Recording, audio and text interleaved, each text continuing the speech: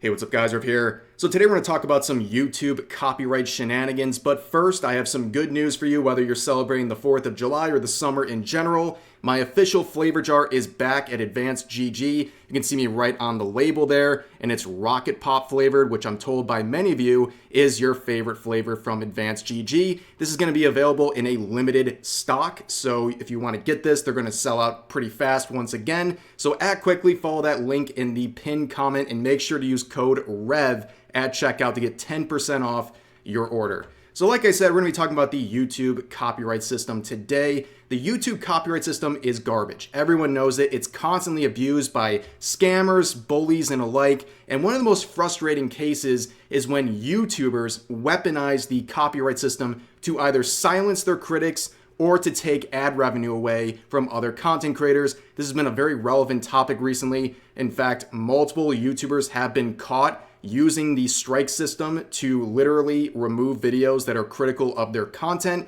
And also, people are now talking about IShowSpeed. I'm sure a lot of you guys are aware of his channel. He's one of the most popular streamers in the world, but a lot of you probably don't know that he has a very controversial history involving copyright abuse. Back 2 years ago, he faced a massive scandal involving copyright abuse, and it seems like he hasn't learned his lesson at this point, which leads us to Kirsha, the VTuber who is in the center of this recent wave of copyright abuse. One of her recent streams on YouTube was claimed because she showed a 2-minute section about IShowSpeed. She did a 2-minute fair use reaction where she provided plenty of commentary to this IShowSpeed clip, and it was claimed on behalf of someone with IShowSpeed. And not only did they claim the 2 minutes that she talked about IShowSpeed, they claimed the entire stream and all of its revenue. The 5.5-hour long stream. They took the 2-minute section where he was on the screen and they claimed the entirety of the stream after that. That's how far it goes. Now, always when you get a copyright claim, you got to check who it's coming from, because oftentimes scammers try to impersonate companies and other YouTubers to steal ad revenue. Well, here is the group that claimed it, the Thumb Media Affiliate. Now, seeing that, you might think, oh, that looks like it might be a scammer or someone who's unaffiliated with IShowSpeed trying to take advantage of the copyright system. Well, that is definitely not the case. It is definitely very closely associated with IShowSpeed. And I, like Kirsha, were not aware of the extensive history that IShowSpeed has with copyright abuse on YouTube. Here is a video from the Act Man. I'll put a link to this in the description. It's very helpful in understanding what happened back in 2022. And we're gonna watch a few clips from that, but to give you some context, in the summer of 2022, there was a big influx of YouTubers reporting that their videos had either been claimed or striked by the Thumb Media Group. And all of those videos that were claimed or striked had one thing in common. They all involved IShowSpeed. The claims may not have been filed by Speed, but they were filed by Thumb Media, and there were plenty of victims. Internet of J, Jabroni, Tipster, Matt Radiant, Internet Anarchist, Omni, Papa Gut. These are just a few. And most of these creators were completely blindsided by this. Nobody thought it was IShowSpeed because he denied it. He denied knowing what was going on, and I figured that was fairly obvious and easy to believe. And everyone naturally assumed the same thing. This was yet another example of how broken YouTube's copyright system is, because there's a company out there impersonating IShowSpeed and claiming rights to his content when they obviously shouldn't have those rights. So as you can see, when it comes to those claims, they did not discriminate. Small channels were hit, even large channels were hit with these false claims and strikes. And a lot of people looked at this and they said, here's this Thumb Media Group, and then here's IShowSpeed. At the time, he was one of the quickest rising channels on YouTube and was already a millionaire at that point. So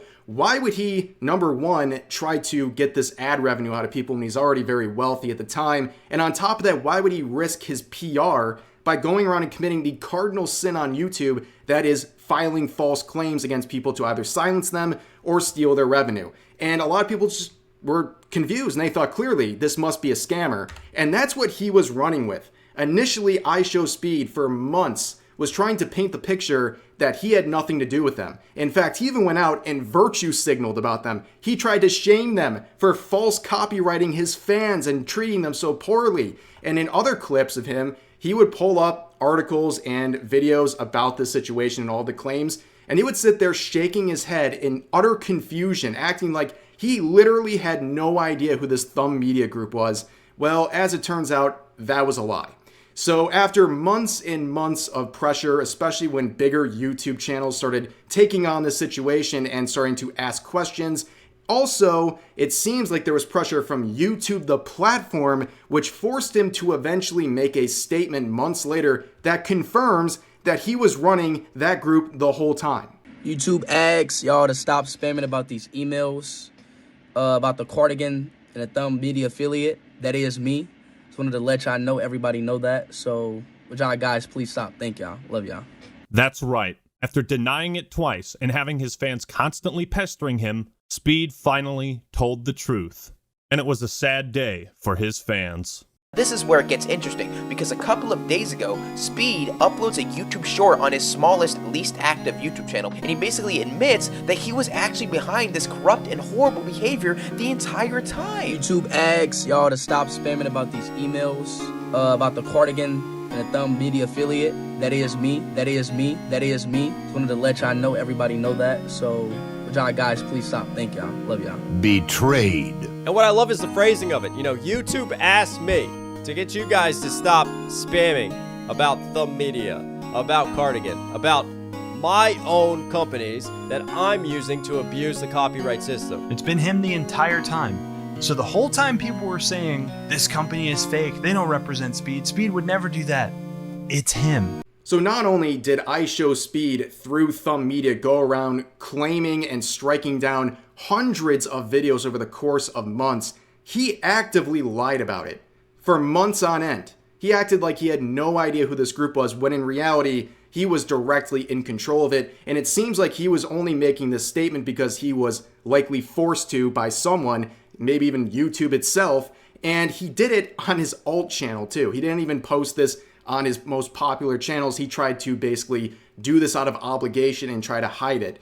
And it's really just a crazy situation. The dude committed the cardinal sin on YouTube and did it at a very high level, hundreds and hundreds of videos, and somehow he got away with it. People say he is uncancelable, and you know what, they might be right, because I don't know anyone else who could do this to the copyright system and abuse it in the way that he did, and somehow everyone just forgets about it and just keeps on going with his career. It's absolutely insane. And I want to show you one more thing, one more clip from this Actman video that shows the level of insanity involved in this. Even when they admitted some fault here and started releasing claims and saying that they're not going to do this behavior anymore, they were still taking hundreds of dollars of ad revenue away from individual creators. Turns out Maddie filed a dispute that got rejected. She was scared by the potential of getting a strike, so she didn't appeal it or pursue it further. Enter Internet Anarchist, who blows the lid on this story with Aiden Ross and Thumb Media and makes it go viral. After seeing the heat being put on Speed,